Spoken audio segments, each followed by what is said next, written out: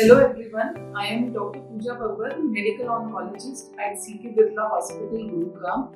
आज हम डिस्कस करेंगे कि केयर गिवर्स का क्या रोल होता है एक कैंसर पेशेंट की जर्नी में।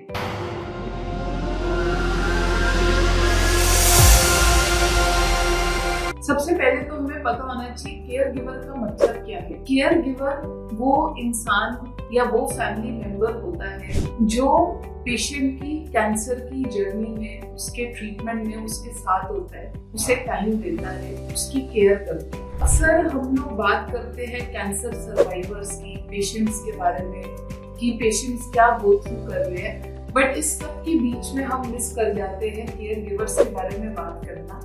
सबसे इम्पोर्टेंट रोल एक कैंसर पेशेंट की जर्नी में केयर गिवर का होता है। क्या रोल है केयर गिवर्स का, कैसे वो एक कैंसर पेशेंट की जर्नी को स्मूथ कर सकते हैं, क्या वो एक कैंसर पेशेंट के लिए कर सकते हैं, right from diagnosis, treatment and follow up, आज हम डिस्कस करेंगे इस वीडियो में। जब भी कैंसर का डायग्नोसिस बनता है तो सबसे इम्पोर्टेंट ये है कि उस टाइम केयर गिवर की प्रेजेंस बहुत जरूरी है। आपके साथ आपका कोई फैमिली मेंबर या कोई क्लोज रिलेटिव या कोई फ्रेंड या जिस पे आप भरोसा करते हैं, जो आपको टाइम दे सकते हैं, उनका साथ बहुत ज्यादा जरूरी है। क्योंकि कैंसर शब्द या इसका डायग्नोसिस या इसके बारे में पता चलना इटसेल्फ एक बहुत बड़ा साइकोलॉजिकल बर्डन होता है।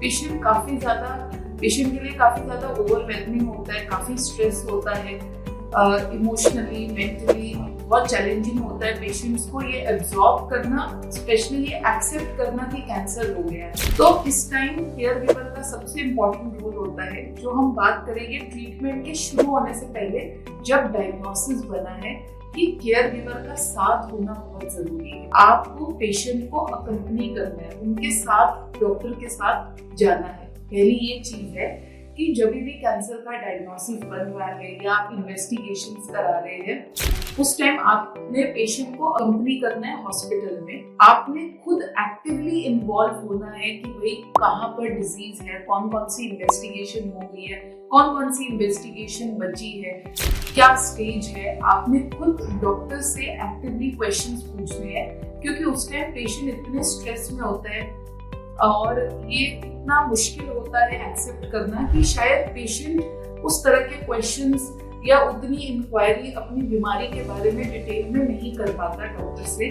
तो इसमें केयर गिवर का रोल है कि डॉक्टर से मैक्सिमम क्वेश्चंस पूछे एंड एक क्या डायग्नोसिस है, कौन सी स्टेज की बीमारी है, उसकी जानकारी पूरी तरीके से रखें। ये तो बात हो गई कैंसर के डायग्नोसिस की।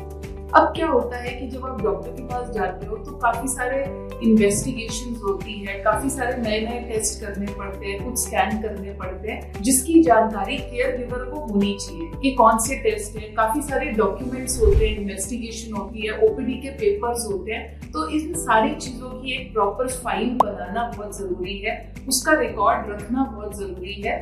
तो वो भी एक इम्पॉर्टेंट रोल होता है केयर गिवर। सबसे इम्पोर्टेंट कीमोथेरेपी की केयर ये होती है कि जब पेशेंट घर पे जाता है, उसके बाद आपको पता होना चाहिए कि कुछ वार्निंग साइंस है, जैसे कि अगर पेशेंट को फीवर हो रहा है, बहुत ज्यादा लूज मोशन हो रहा है, 7 to 8 एपिसोड्स हो रहे हैं, बहुत ज्यादा वीकनेस हो रही है और मुंह में छाले हैं, तो आपको ये सारी चीजें टाइमली नोटिस करके एक डॉक्टर के साथ डिस्कशन करनी है। तो कीमोथेरेपी से पहले क्या प्रिकॉशंस लेनी है। कैंसर पेशेंट में सबसे इम्पोर्टेंट जो कंपोनेंट होता है जिससे ही वो कैंसर की ट्रीटमेंट टॉलरेट करते हैं, वो है डाइट।